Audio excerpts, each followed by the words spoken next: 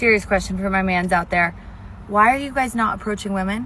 What is that about? What is that about? I have seen so many hot guys lately, and we make eyes, we exchange the look, we have the look, and then there's nothing else. I'm like, are you gonna come approach me? Hello, I don't want to be the one to approach you, okay? Because that's not my man's. My man's has, you know, the balls that he has, and he's not afraid to come up to me and say something. Say hello. There is a moment in every long experiment where the results can no longer be ignored. For decades, society has been running an experiment on men and women, on power, responsibility, and accountability. And today, we are finally seeing the outcomes. What looks like confusion on the surface is actually a pattern underneath. And once you see that pattern, you cannot unsee it. Stay with me to the very end of this video, because what I am going to lay out is not just about relationships, it is about where society is headed next and why so many people are unprepared for what is coming. Before we get into it, make sure you like the video, share it, subscribe to the channel, and click the notification bell and select all if you want more Angry Guy content and you want to get every single video the moment we release it. It helps the channel, it helps the message reach people who need to hear it, and I appreciate the support. I also want you to check out Angry's Crypto Academy. If you are serious about protecting and safeguarding your assets and growing your wealth, the Academy is where I teach people how to buy, sell, and trade crypto the right way. It is linked in the description of the video, so go check it out now and make sure you are not leaving your financial future in someone else's hands. And if you are enjoying these Angry Guy videos and you want to show support, you can buy me a Red Bull using the link in the description. That support goes directly into keeping this channel independent and pushing out content that actually tells the truth. Now let us talk about what is really happening. There's a growing sense of unease in society that people cannot quite put into words. You see it in the way conversations have changed, in the way people avoid each other, and in the way trust has quietly disappeared. Men and women are no longer speaking the same language, and more importantly, they are no longer operating under the same assumptions about reality. This did not happen overnight, and it did not happen by accident. It is the result of decades of social conditioning, incentives, and policies that rewarded certain behaviors while punishing others. For a long time, men were told to absorb pressure silently. They were told to be understanding, to be flexible, to be patient, and to constantly adjust. Any resistance was labeled as a moral failure. Any disagreement was framed as hostility. Over time, this created a situation where men learned that the safest option was to disengage, to say less, to do less, and to expect less. That strategy worked for a while, at least on the surface, but internally it created something very different. It created frustration, withdrawal, and eventually indifference. And the women, on the other hand, were told a very different story. They were told that they were perpetually wronged, perpetually oppressed, and perpetually entitled to protection and validation. Accountability was reframed as cruelty. Criticism was reframed as harm. Over time, this produced a belief that consequences were optional and that systems would always intervene on their behalf. When you tell any group of people that they are always right and never responsible, you do not empower them, you infantilize them. What we are seeing now is the collision of these two trajectories. Men who were taught to suppress their instincts have reached the limit of suppression, not in the form of chaos, but in the form of absence. They are leaving conversations, leaving institutions, leaving relationships, and leaving social participation altogether. This is not dramatic, it is quiet, it is orderly, it is deliberate.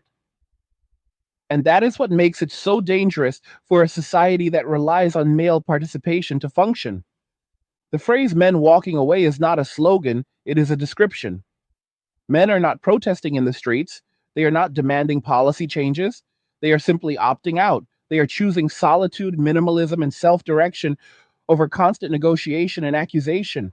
When men decide that the cost of participation is higher than the benefit, they do not argue, they withdraw. History is very clear on this pattern, even if modern commentators refuse to acknowledge it. Many women have misinterpreted this withdrawal as weakness. They believe silence means compliance and absence means defeat. In reality, it means disengagement. It means the game is no longer worth playing. You cannot shame someone who no longer values your approval, and you cannot control someone who has removed themselves from your system entirely.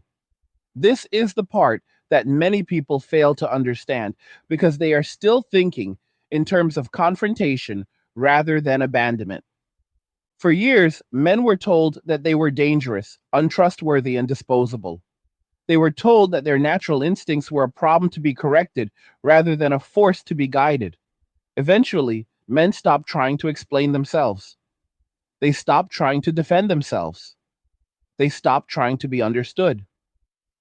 Instead, they started building parallel lives that require less interaction, less exposure, and less risk. At the same time, economic conditions have changed in ways that amplify this trend. We are entering an era of financial strain that removes many of the cushions that once softened social tension. Inflation, job insecurity, housing instability, and rising costs have made cooperation more difficult and generosity more rare. When resources are abundant, people can afford inefficiency and indulgence. When resources are scarce, reality reasserts itself very quickly. The systems that once redistributed male productivity while promising protection and stability are now under severe stress. Governments are stretched thin. Institutions are losing credibility. Social contracts that were once taken for granted are being quietly renegotiated, often without public consent. In this environment, men are asking a very simple question: what exactly am I getting in return for my participation?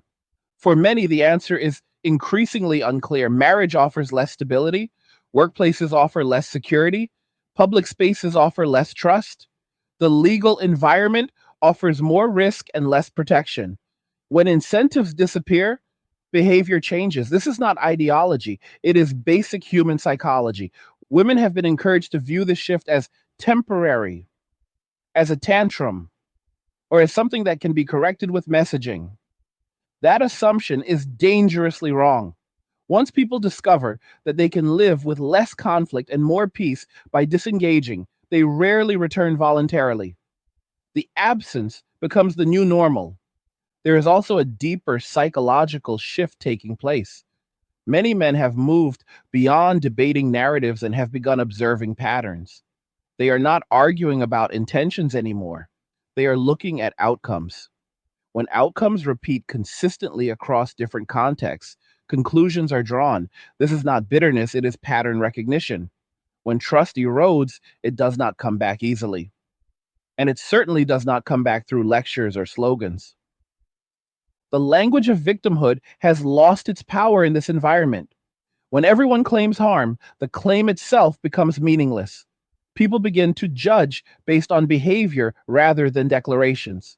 This is uncomfortable for a culture that has relied heavily on emotional framing rather than empirical results. But discomfort does not stop change, it accelerates it. Another factor that cannot be ignored is the role of enforcement and mediation. For decades, conflicts between men and women were filtered through institutions that acted as buffers. These buffers absorbed tension and redistributed consequences. As those buffers weaken, interactions become more direct, and people must rely more on personal judgment rather than institutional protection. This alone changes behavior dramatically. Women who were accustomed to external enforcement are now encountering situations where compliance is no longer guaranteed. Men who are accustomed to restraint are now discovering that withdrawal is a form of power, not domination, not aggression, but refusal. Refusal to engage, refusal to provide, refusal to participate in systems that do not reciprocate. This is why the coming years will not look like the past. The old assumptions no longer apply. The idea that social pressure alone can shape male behavior has been tested and found wanting. Men are not becoming more aggressive, they are becoming more selective. That distinction matters, and misunderstanding it leads to very bad predictions. The phrase "the year of no" captures this shift perfectly. No is not shouted, no is not argued, no is simply enacted. No more automatic compliance, no more unbalanced expectations, no more unearned access. This is not a rebellion, it is a boundary. Hard economic times amplify boundaries. They force clarity, they expose illusions. When people can no longer outsource consequences, they must face them directly. This applies to individuals, institutions, and cultures. The narratives that thrived in times of abundance struggle in times of constraint. There is a temptation to frame all of this as a battle between men and women, but that is too simplistic. What is really happening is a reckoning with incentives and accountability. Any system that rewards poor behavior while punishing restraint eventually collapses under its own contradictions. The collapse does not announce itself with fireworks, it begins with quiet exits. Hey guys, in a world pushing you to own nothing and be happy, crypto is your key to survival. Join Angry's Crypto Academy to master buying, selling, and trading crypto. Make huge profits and safeguard your wealth. Plus, discover the one crypto virtually no one is talking about, poised to create new millionaires in the upcoming bull run. The link is in the description of the video below. Go check it out now. Men walking away is not about anger, it is about fatigue. It is about the realization that constant defense is unsustainable. It is about choosing peace over participation. That choice is spreading, not because men are coordinating, but because they are comparing notes through experience. The most ironic part of this entire situation is that many of the warnings were given openly and repeatedly. Voices pointed out that respect cannot be demanded without reciprocity, that authority cannot exist without responsibility, and that stability requires mutual restraint. Those warnings were dismissed as outdated or hostile. Now they are being rediscovered through consequence. As we move forward, the gap between expectation and reality will continue to widen. People who adjust will find stability. People who cling to outdated assumptions will find confusion. This is not about blame, it is about adaptation. The world does not care about our narratives, it responds to behavior. Men are adapting by simplifying their lives, by reducing exposure, by prioritizing personal sovereignty over social approval. This is not something that can be reversed through persuasion alone because it is rooted in lived experience. Once trust is gone, rebuilding it requires more than words. What comes next will challenge many long held beliefs about power, equality, and progress, not because those ideas were inherently wrong, but because they were applied without balance. Progress without responsibility is not progress, it is delay. And this is only the beginning of the story. And to understand where this is going, you have to understand something fundamental about men that modern culture has chosen to ignore. Men do not need to be convinced to participate in society. They need a reason. When the reason disappears, so does their involvement. This has always been true across civilizations, regardless of era or technology. What changes is the speed at which disengagement spreads once the realization sets in. For a long time, men believed that endurance itself was a virtue. They believed that if they tolerated enough pressure, if they absorbed enough blame, and if they adjusted enough of themselves, things would eventually stabilize. That belief was not foolish, it was inherited. It was passed down from generations that lived under different conditions where sacrifice was rewarded and responsibility was matched with authority. But when conditions change and expectations remain frozen, endurance turns into quiet resentment. What we are seeing now is not rage spilling into the streets. It is men redirecting their energy inward and away from systems that no longer make sense. This is why the shift has confused so many observers. They expected confrontation. Instead, they got absence. They expected loud resistance. Instead, they got silence. Silence is much harder to argue with because it offers nothing to react against. Women have been told that men will always return, that men need validation, companionship, and approval more than women do. That assumption is deeply flawed. Men need purpose more than affirmation. When purpose is undermined or replaced with suspicion, the emotional incentives collapse.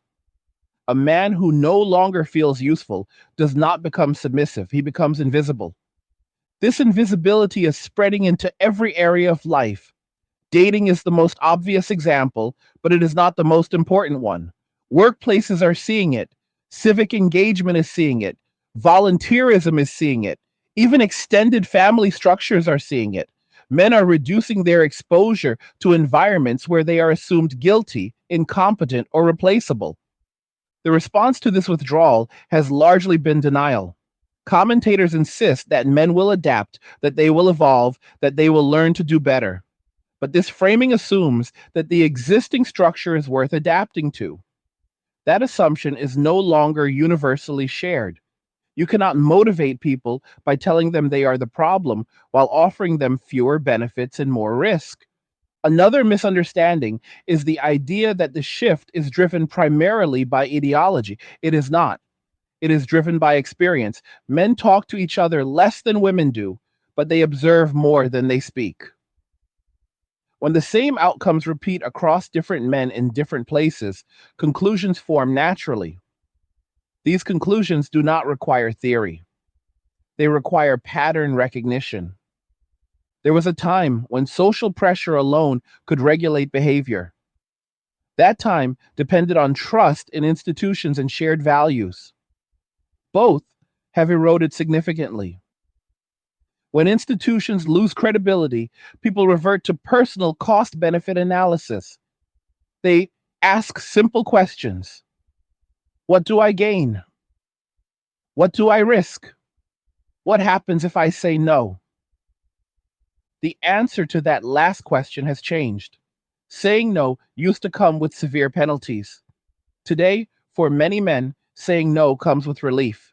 Relief from constant negotiation, relief from monitoring language, relief from defending intentions. That relief is addictive, not because it feels good, but because it removes a constant background stress that many men did not even realize they were carrying. This is why attempts to shame men back into participation fail. Shame only works when the shamer's approval still matters. When approval is no longer valued, shame becomes noise. Men who have walked away are not trying to win arguments, they are trying to preserve peace. The economic layer of this cannot be overstated. When times are good, societies can afford inefficiency. They can afford symbolic gestures. They can afford policies that sound compassionate but produce poor outcomes. When times are hard, results matter, productivity matters, stability matters, and systems that drain more than they produce are questioned very quickly. We are entering a period where the margin for error is shrinking, governments are constrained, employers are cautious, families are under pressure. In this environment, men are prioritizing self sufficiency and risk minimization. That often means fewer commitments and fewer dependencies. It also means less willingness to absorb costs that are not reciprocated. Women have been encouraged to interpret the shift as abandonment or hostility. In reality, it is a response to incentives. If you design a system where one side bears disproportionate risk, eventually that side exits. This is not cruelty. It is rational behavior. One of the most dangerous assumptions circulating right now is that men can be replaced easily, that if enough men disengage, others will simply fill the gap. This ignores the cumulative nature of withdrawal. When participation declines gradually, it can be masked. When it reaches a tipping point, recovery becomes extremely difficult. You see early signs of this in declining birth rates, shrinking workforces, and deteriorating infrastructure. These are not isolated phenomena. They are interconnected symptoms of disengagement. A society that discourages its producers cannot maintain its standards indefinitely. Another critical factor is the breakdown of mediation. For decades, conflicts between men and women were buffered by legal and social mechanisms that promised fairness and predictability. As those mechanisms become overloaded or distrusted, individuals must navigate interactions more cautiously. Men respond to uncertainty by limiting exposure. This is where many people miscalculate. They assume that the absence of confrontation means the absence of consequence. In reality, absence is the consequence. When men stop participating, the burden shifts elsewhere. Work goes undone. Support disappears. Stability erodes quietly. There's also a generational component to this. Younger men are watching what happened to older men and adjusting accordingly. They are learning not from instruction, but from observation. When they see sacrifice punished and restraint unrewarded, they choose a different path. This is adaptation, not rebellion. The idea that men owe society unlimited participation simply because they exist is losing traction. Obligation without benefit is not sustainable. This does not mean men reject responsibility. It means they reject asymmetry. Responsibility must be paired with authority and respect to function. As these dynamics unfold, some women are beginning to sense that something is wrong, even if they cannot articulate it. The safety nets they assumed were permanent are fraying. The automatic deference they expected is disappearing. The social leverage they relied on is weakening. This creates anxiety, which is often misdirected as blame. Blame does not solve structural problems, it amplifies them. When people feel cornered, they double down on familiar narratives rather than questioning assumptions. This delays adaptation and increases friction. Meanwhile, the underlying incentives continue to shift. The phrase winter is coming has been used to describe periods where comfort gives way to necessity. In such periods, symbolism loses power, reality asserts itself, roles clarify, expectations adjust, often painfully. This is not a threat, it is a historical pattern. Men are preparing for this winter by simplifying their lives, by reducing liabilities, by focusing on skills, savings, and autonomy. This is not about dominance. It is about survival in an uncertain environment. When systems become unreliable, individuals must become resilient. Women who adapt to this reality will fare better than those who cling to outdated assumptions. Adaptation requires accountability, not self accusation. It requires recognizing that incentives shape behavior and that respect must be mutual to be effective. This is not a return to the past, it is a recalibration. One of the most important things to understand is that men walking away does not mean men disappearing entirely. It means men choosing where and how to engage. Selectivity replaces obligation. Consent replaces expectation. This is a profound shift in social dynamics. The tragedy is that much of this was avoidable. Balanced accountability could have preserved cooperation. Mutual respect could have sustained trust. Instead, short term narratives were prioritized over long term stability. Now the bill is coming due. As the next few years unfold, we will see increasing polarization between those who adjust and those who resist. The adjusters will quietly build parallel systems. The resistors will demand compliance from structures that no longer function. The tension between these approaches will define the era. This is not about winning or losing. It is about alignment with reality. Reality does not negotiate. It responds to behavior. Societies that ignore this lesson repeat it under harsher conditions. Men walking away is not an end state, it is a transition. Where it leads depends on whether incentives are corrected or ignored. If correction happens, trust can be rebuilt slowly. If it does not, disengagement becomes permanent. And this is why the conversation matters now. Not to inflame, not to provoke, but to clarify. Clarity allows choice. Choice allows adaptation. Adaptation allows survival. We are standing at the edge of a shift that many people will only recognize in hindsight. Those who see it early have the advantage of preparation. Those who deny it will be forced to react later under worse conditions. This is the reality beneath the noise, and it is only becoming more visible. There is another layer to this shift that is rarely discussed, and that is how quickly trust can evaporate once people feel exposed. Trust is not built through slogans or campaigns. It is built through predictability and fairness over time. When predictability disappears, people retreat into self protection. Men are not withdrawing because they hate society. They are withdrawing because society has become unpredictable in ways that directly affect their safety, reputation, and future. For many men, the risk calculation has changed dramatically. Ordinary interactions now carry the potential for disproportionate consequences. A misunderstanding can become a liability. A disagreement can become a permanent mark. In environments like this, caution replaces openness, distance replaces engagement. This is not paranoia, it is adaptation to incentives that punish exposure. What makes this moment different from previous cultural shifts is the speed at which information travels. Men no longer rely solely on personal experience. They observe patterns through the experiences of others. Stories repeat, outcomes align, warnings circulate quietly. The result is collective learning without collective organization. No movement, no leader, no manifesto, just millions of individual decisions that add up to a structural change. Women are often told that men withdrawing is a form of protest that will eventually fade. That belief assumes that men are withholding participation to force negotiation. That is not what is happening. Men are not bargaining, they are reallocating their energy toward areas that offer clearer returns and fewer hazards. Bargaining requires engagement, disengagement does not. This is why appeals to emotion increasingly fall flat. Emotional leverage only works when the listener feels responsible for the speaker's emotional state. Men who have stepped back no longer see themselves as custodians of collective feelings.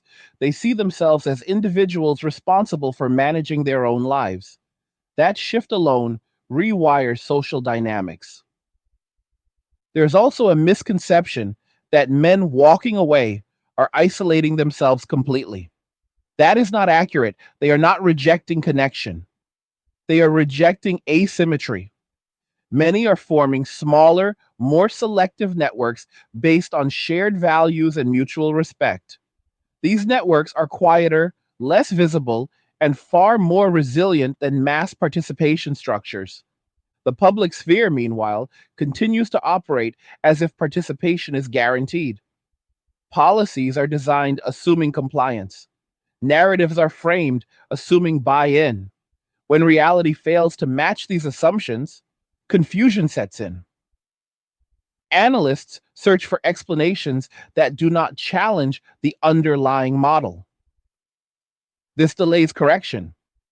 Another critical misunderstanding is the belief that authority can exist without legitimacy. Authority that is perceived as arbitrary or biased loses its influence. When legitimacy erodes, compliance becomes conditional. Men are increasingly making compliance conditional on fairness and reciprocity rather than obligation. This does not mean chaos is inevitable. It means that old methods of social control are losing effectiveness. Persuasion must replace pressure. Respect must replace assumption. Without these adjustments, disengagement continues. Economic stress accelerates this process because it removes buffers. When people are struggling, they become less tolerant of inefficiency and imbalance. Men facing financial pressure are less willing to subsidize systems that offer them little protection or appreciation. This is not ideological, it is practical.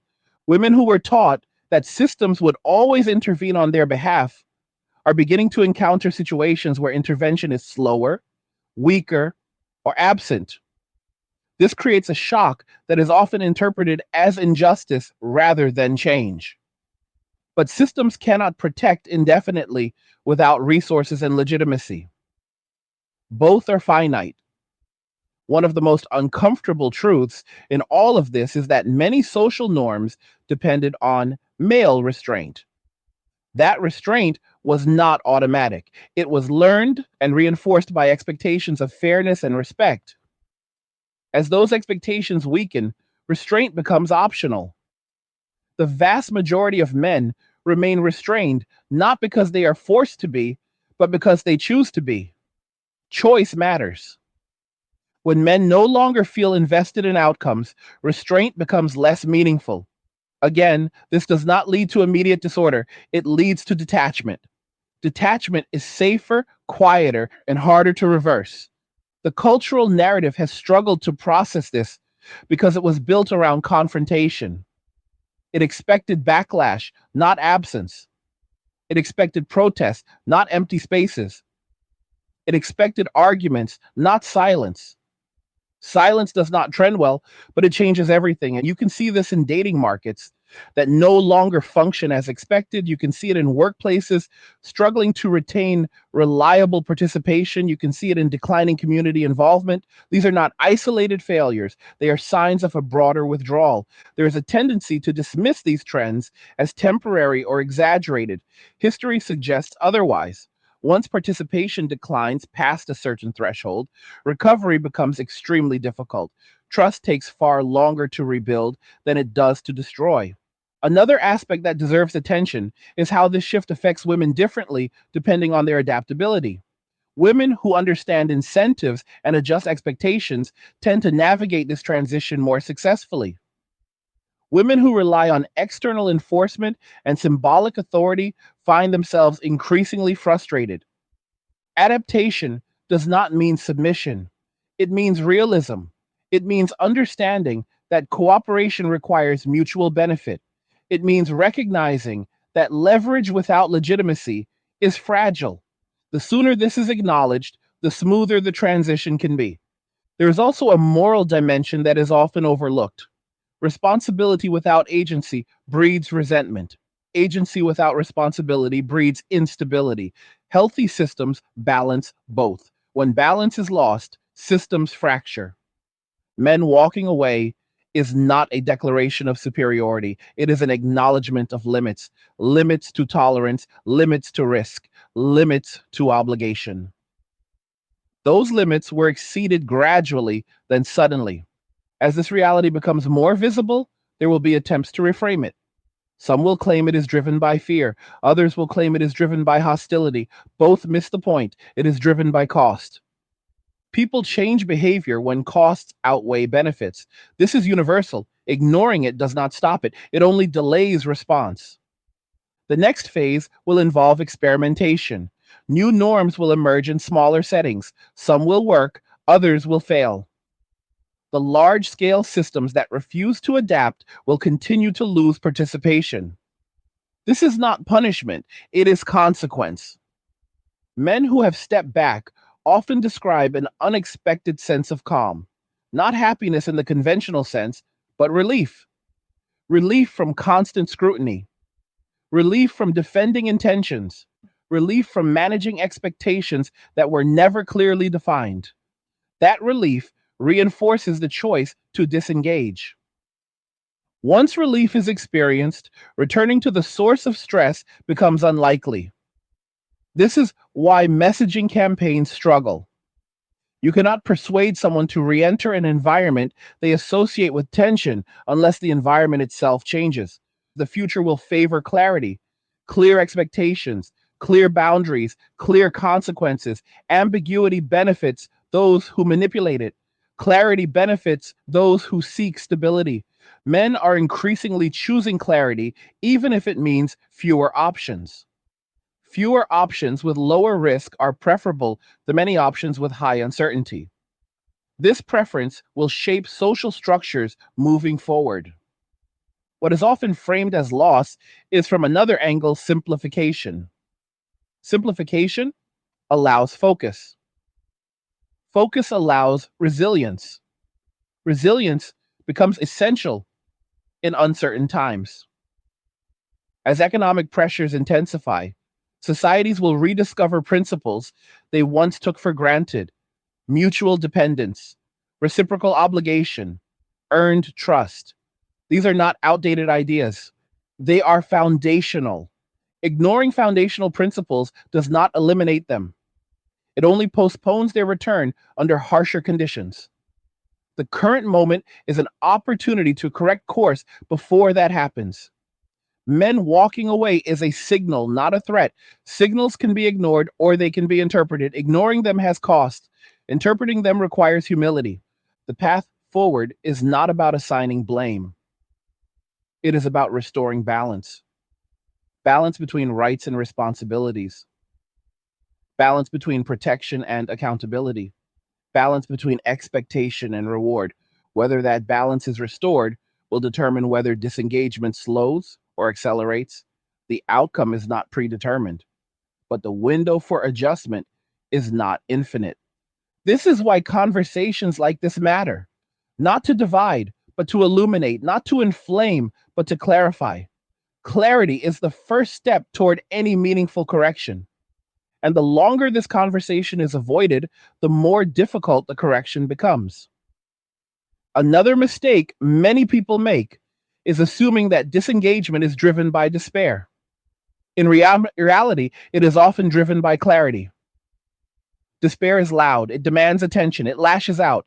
What we are seeing instead is quiet decision making. Men are not collapsing, they are recalibrating. They are deciding what is worth their time, energy, and risk, and what is not. This recalibration is deeply unsettling for systems that depend on automatic participation. Automatic participation requires belief. Belief requires trust. Trust requires consistency. Once consistency is broken, belief cannot be commanded. It must be earned again, slowly, through behavior rather than messaging. Critical factor here is how often men have been told that their perceptions are invalid. When people are repeatedly told that what they see is not real, they eventually stop explaining themselves. They stop arguing. They stop seeking validation. They rely on their own judgment. That independence is difficult to reverse once established. There is also a psychological threshold that, once crossed, changes everything. That threshold is the realization that walking away carries fewer consequences than staying. For decades, men were conditioned to believe the opposite. That belief is eroding. As it erodes, the calculus shifts decisively. Many men describe the same sequence of events. First comes confusion, then comes frustration, then comes silence, finally comes distance. By the time distance is chosen, the emotional attachment to the old system is already gone. What remains is habit, and habits are easier to break than attachments. This is why calls for men to simply try harder ring hollow. Try harder at what exactly? At navigating ambiguity, at absorbing blame, at shouldering risk without authority. Without a clear answer, effort feels pointless. Women who are attentive are beginning to notice subtle changes. Fewer men initiating conversation, fewer men volunteering help, fewer men offering emotional labor. These absences are often interpreted as rudeness or hostility. In reality, they are boundaries. Boundaries are uncomfortable for people who are used to unrestricted access. But boundaries are not aggression, they are a sign of self respect. When boundaries become widespread, it signals a shift in norms. One of the most overlooked aspects of this transition is how it reshapes attraction and partnership. Attraction cannot be coerced. Partnership cannot be sustained on imbalance. As men become more selective, the criteria for engagement change. Stability, cooperation, and mutual respect matter more than ever. This creates a sorting effect. Those who adapt find connection. Those who resist experience increasing isolation. This is not punishment, it is alignment. Another uncomfortable reality is that many of the protections people assume are permanent are conditional.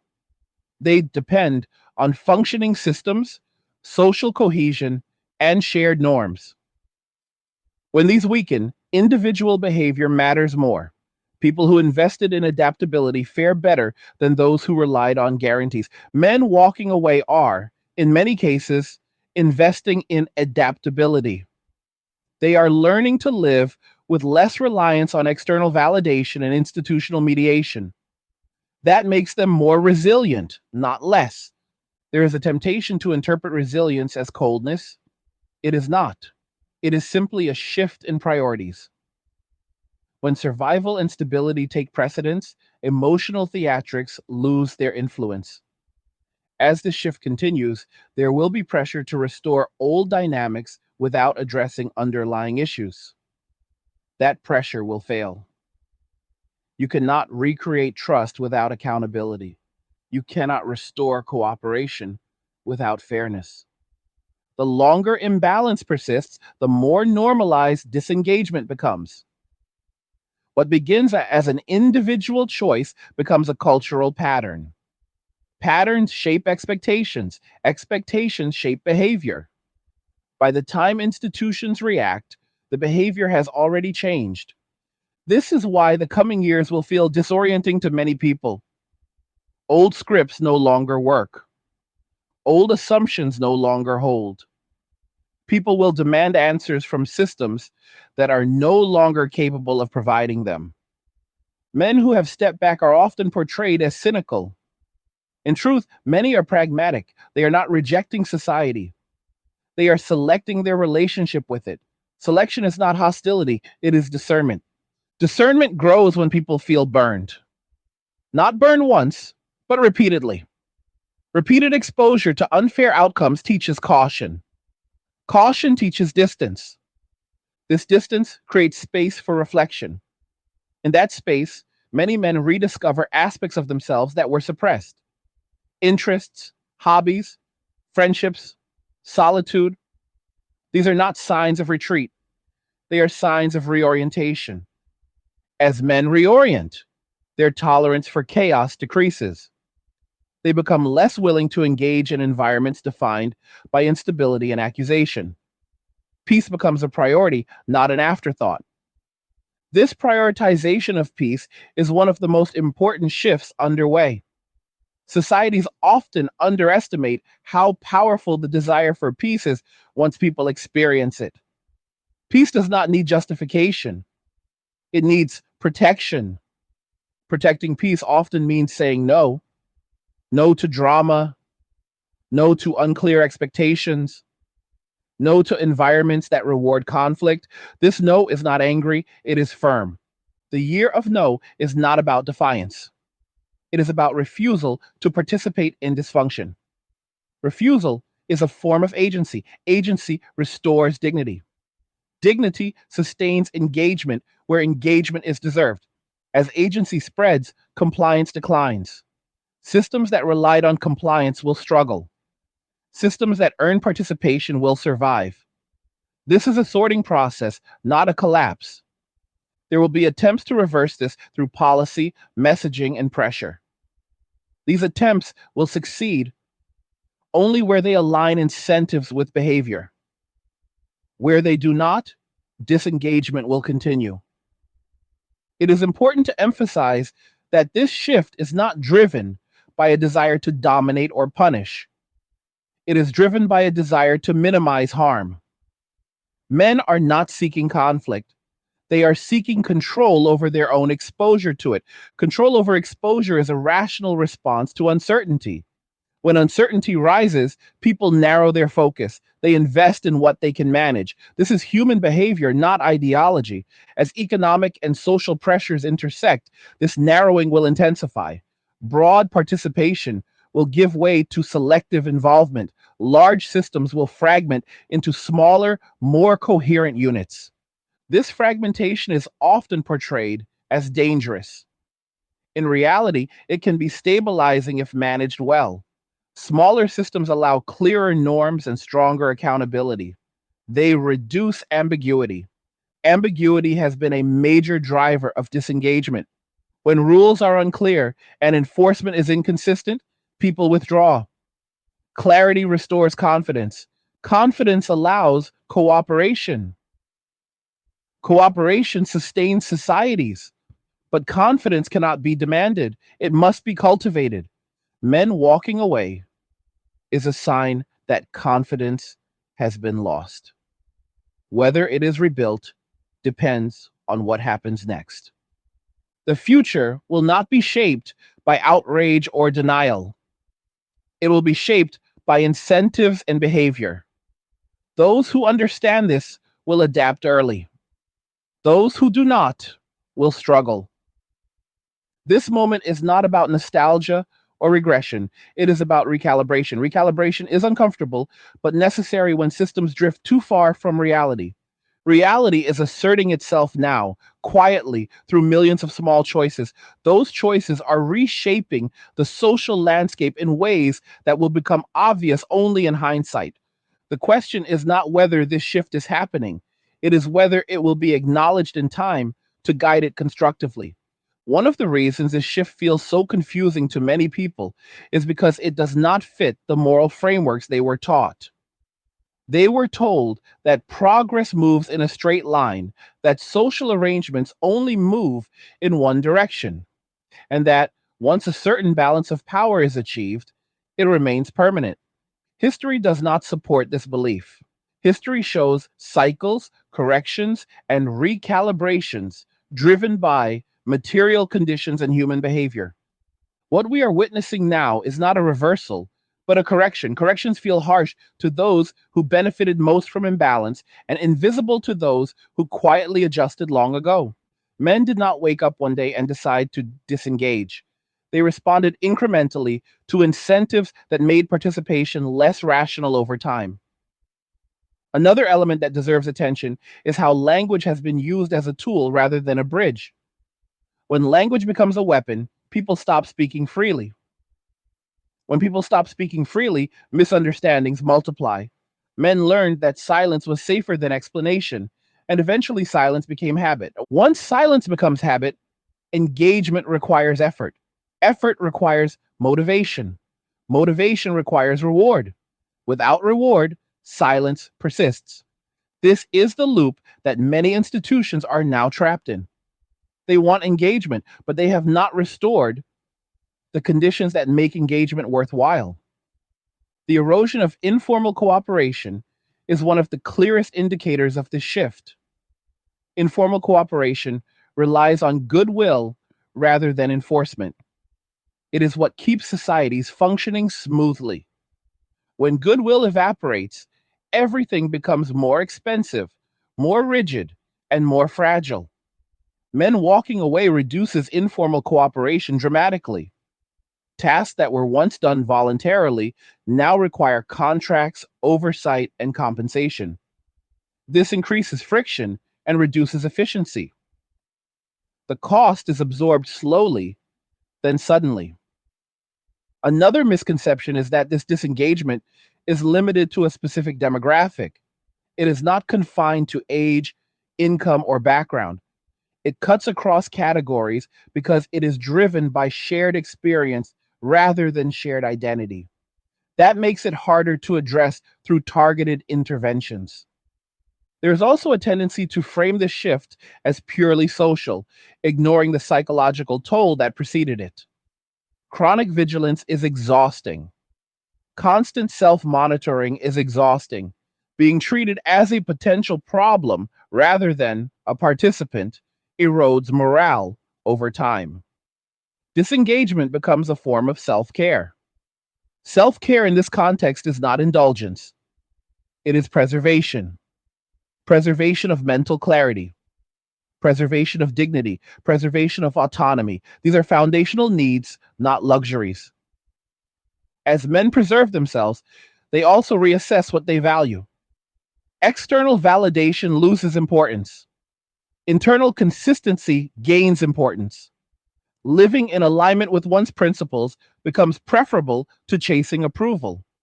This internal alignment is difficult to disrupt once established. It does not depend on external feedback. That makes it resilient to pressure campaigns and social shaming. Pressure without leverage fails. Leverage used to come from scarcity of options. Today, many men have learned that fewer options can actually be an advantage. Fewer options mean fewer risks. Fewer risks mean greater stability. Stability becomes the goal. Stability does not require domination, it requires boundaries. Boundaries require enforcement. Enforcement does not always mean confrontation. Often it means absence. And absence is a powerful signal. It tells systems that participation is conditional. Conditional participation forces systems to examine their incentives. Whether they do so honestly is another matter. There will be voices that insist nothing is wrong, that disengagement is exaggerated, that society will correct itself automatically. Those voices underestimate how slow institutions are to adapt and how quickly individuals do. Institutions are designed to preserve themselves. Individuals are designed to survive. When preservation conflicts with survival, individuals choose survival. This is not rebellion, it is instinct. The longer institutions delay adaptation, the more individual strategies diverge. Divergence weakens cohesion. Weak cohesion makes coordination difficult. Coordination failures compound existing problems. You can already see early coordination failures in labor shortages, declining trust, and increasing transactionalism. Relationships become contracts. Contracts replace trust. This is expensive and brittle. Trust is cheaper than enforcement, but trust must be earned. It cannot be demanded, it cannot be assumed, it cannot be restored through messaging alone. Men walking away is a symptom of trust failure. Addressing symptoms without addressing causes does not work. It only pushes disengagement further underground. There is also a philosophical dimension to this shift. Many men are questioning narratives they accepted uncritically in the past. They are testing ideas against experience rather than ideology. When ideas fail repeatedly, they are discarded. Discarding ideas is uncomfortable for cultures that treat narratives as sacred. But ideas exist to serve reality, not the other way around. When ideas stop serving reality, reality wins. This process of reassessment is happening quietly, without fanfare. It does not trend. It does not announce itself. It shows up as absence, reduced participation, and selective engagement. As selective engagement becomes normal, social expectations adjust. What once seemed extreme becomes reasonable. What once seemed obligatory becomes optional. Norms shift not through debate, but through practice. Practice always outruns theory. By the time theory catches up, practice has already reshaped behavior. The coming years will likely intensify this divergence. Economic pressure will force prioritization. Prioritization will reduce tolerance for inefficiency. Inefficiency will expose imbalance. Imbalance will accelerate disengagement. This feedback loop is already in motion. Slowing it requires realignment of incentives, not condemnation of behavior. People respond to incentives, not lectures. Men are not asking for dominance. They are asking for fairness. They are asking for clarity. They are asking for respect. When these are absent, they walk away. Walking away is not a threat, it is a response. Ignoring responses does not eliminate them, it only ensures they grow. The question facing society is not whether men will return unconditionally. They will not. The question is whether systems will become worthy of voluntary participation again. Voluntary participation is stronger than coerced compliance. It produces better outcomes and greater stability, but it requires humility from those who design and enforce norms. Humility is difficult in times of ideological certainty. Certainty resists correction. Correction requires acknowledgement of error. Acknowledgement threatens status, yet without acknowledgement, adaptation stalls. And when adaptation stalls, reality intervenes. Reality intervenes through consequences, not arguments. Consequences are already appearing, even if they are still being explained away. Men walking away is one such consequence. It is not the last. It is an early signal. Signals can be ignored or they can be heeded. Heeding them now allows adjustment with minimal disruption. Ignoring them ensures harsher correction later. This is not pessimism, it is realism. Realism is the foundation of resilience, and resilience will be essential in the period ahead. There is a tendency in moments like this to search for a single cause, a single villain, or a single turning point. That instinct is understandable, but it misses the reality of how large social shifts occur. They are cumulative. They are built from thousands of small decisions made by ordinary people responding to incentives in their daily lives. Men walking away is not the result of one policy, one movement, or one cultural moment. It is the result of sustained imbalance over time. When imbalance persists long enough, people stop hoping it will correct itself. Hope gives way to calculation. Calculation replaces emotion. Once calculation dominates, behavior changes quickly and decisively. This is the stage we are now entering. Many men reached a point where they ask themselves a hard question: what happens if I stop trying?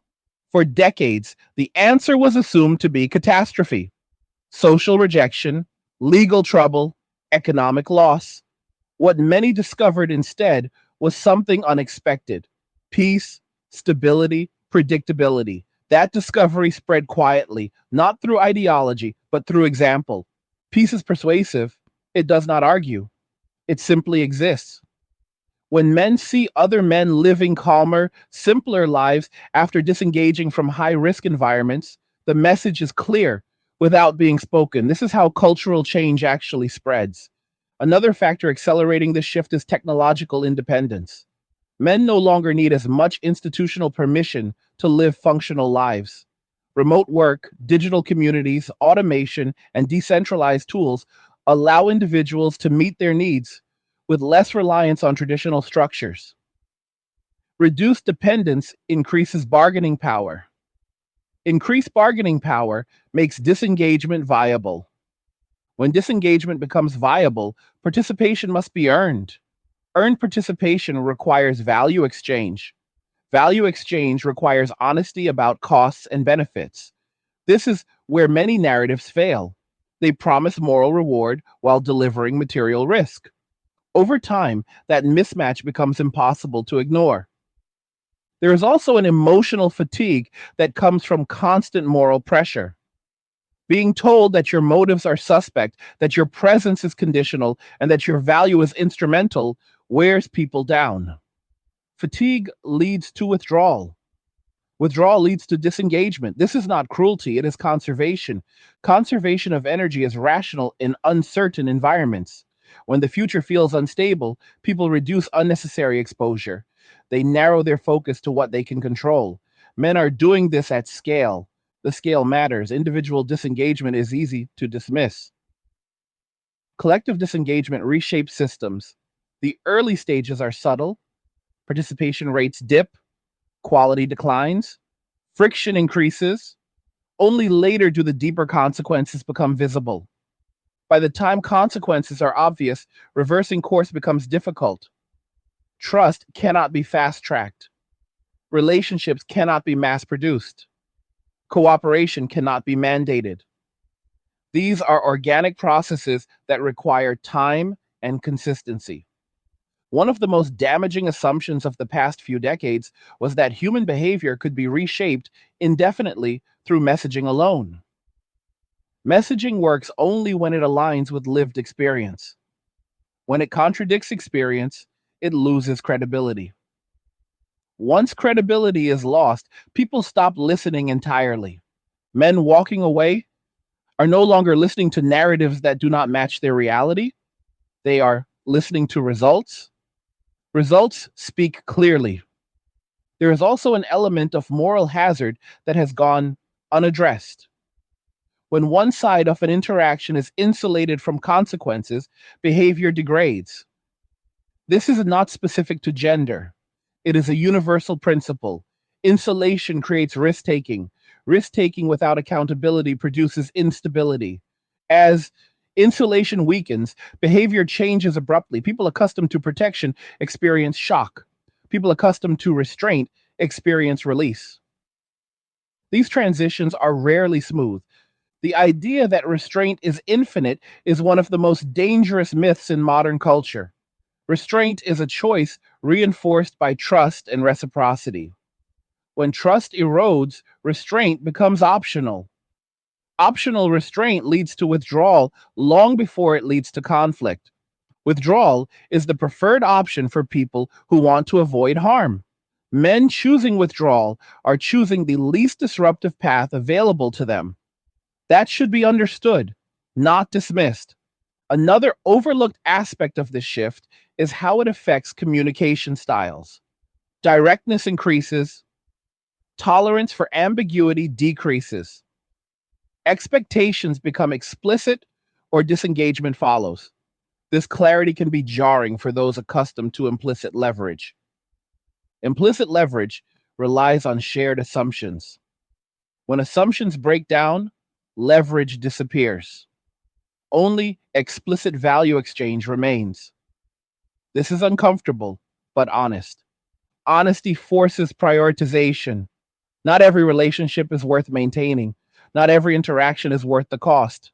Men are prioritizing ruthlessly, not out of malice, but out of necessity. Necessity sharpens judgment. It strips away pretense. It reveals what actually matters. In times of constraint, people rediscover fundamentals, and fundamentals include respect, fairness, and predictability. Without these, cooperation collapses. With them, even strained systems can function. The tragedy is that many of the current tensions could have been mitigated through earlier correction. Balanced accountability could have preserved trust. Open dialogue could have reduced suspicion. Instead, dissent was often dismissed rather than examined. Dismissal breeds disengagement. Engagement requires listening. Listening requires humility. Humility has been in short supply. As a result, men learned that silence was safer than speech. Distance was safer than participation. Opting out was safer than negotiating. These lessons are now deeply ingrained. Reversing ingrained lessons takes more than promises. It takes sustained demonstration of change. That demonstration has not yet occurred at scale. Until it does, disengagement will remain the rational choice for many. Rational choices spread. They become norms. Norms reshape systems. The next phase will involve reckoning with reduced participation. Some institutions will adapt, others will fail. Adaptation will require confronting uncomfortable truths about incentives and behavior. Those uncomfortable truths cannot be addressed through blame. Blame alienates the very people whose participation is needed. Solutions require inclusion, respect, and reciprocity. Men are not unreachable. They are cautious. They are observant. They are waiting to see whether conditions actually change. If conditions change, re-engagement is possible. If they do not, withdrawal will deepen. The choice is not in the hands of those who walked away. It is in the hands of those who want them back. This is the reality of voluntary systems. Participation must be earned continuously. Past compliance does not guarantee future cooperation. Understanding this is the first step toward rebuilding trust. Ignoring it ensures further decline. The path forward is narrow but clear. Restore balance, restore accountability, restore respect. Without these, no amount of rhetoric will reverse the trend. Men walking away is not the end of society. It is a warning. Warnings are opportunities disguised as discomfort. Whether that opportunity is taken remains to be seen. As we bring this to a close, it is important to understand that what we have been discussing is not about hostility, revenge, or division. It is about consequences. Societies are shaped not by intentions, but by outcomes. When incentives reward imbalance, imbalance grows. When participation becomes costly and unrewarding, participation declines. Men walking away is not an emotional reaction. It is a rational response to conditions that no longer make sense. The most critical mistake being made right now is the belief that this trend will simply reverse on its own. It will not. People do not willingly return to environments they associate with stress, uncertainty, and risk unless those environments fundamentally change. Nostalgia, pressure, or moral appeals cannot override lived experience. Only consistent behavior can. This moment represents a crossroads. One path involves acknowledging reality, restoring balance, and rebuilding trust slowly and deliberately. The other path involves denial, blame, and escalating demands for compliance. History shows that only one of those paths leads to stability. Men are not disappearing, they are choosing. They are choosing where to invest their time, energy, and commitment. They are choosing peace over chaos, clarity over ambiguity, and self direction over imposed obligation. That choice is spreading because it works. Women who recognize this shift and adapt to it will navigate the future far more successfully than those who cling to outdated assumptions. Adaptation does not mean submission, it means realism. It means understanding that cooperation requires mutual benefit and that respect cannot be enforced, only earned. The coming years will test many narratives that were treated as unquestionable. Economic pressure will strip away illusions. Social pressure will lose effectiveness. What remains will be fundamentals: trust, accountability, reciprocity. These are not optional in hard times, they are essential. Men walking away is not the collapse, it is the signal. It is the early warning that systems are drifting too far from reality. Signals exist to be noticed. Ignoring them does not make them disappear. It only ensures that the correction will be harsher later. The future is not predetermined. There is still room for course correction, but that window is not infinite and it will not stay open forever. Change requires honesty. Honesty requires humility. Humility requires letting go of narratives that no longer match the world as it is. If you made it this far, I want to hear from you. What did you think about what was discussed in this video? Do you agree with the direction things are heading? Where do you see this going next? Leave a comment and share your thoughts because these conversations matter more now than ever. Like the video if you like it, don't forget to subscribe. And if you like the video, share the video. And just remember that all roads lead to MWA, men walking away, and cheers. Nothing says you care like crypto. Nothing can compare. Nothing says you care like crypto. Oh, nothing can compare to crypto.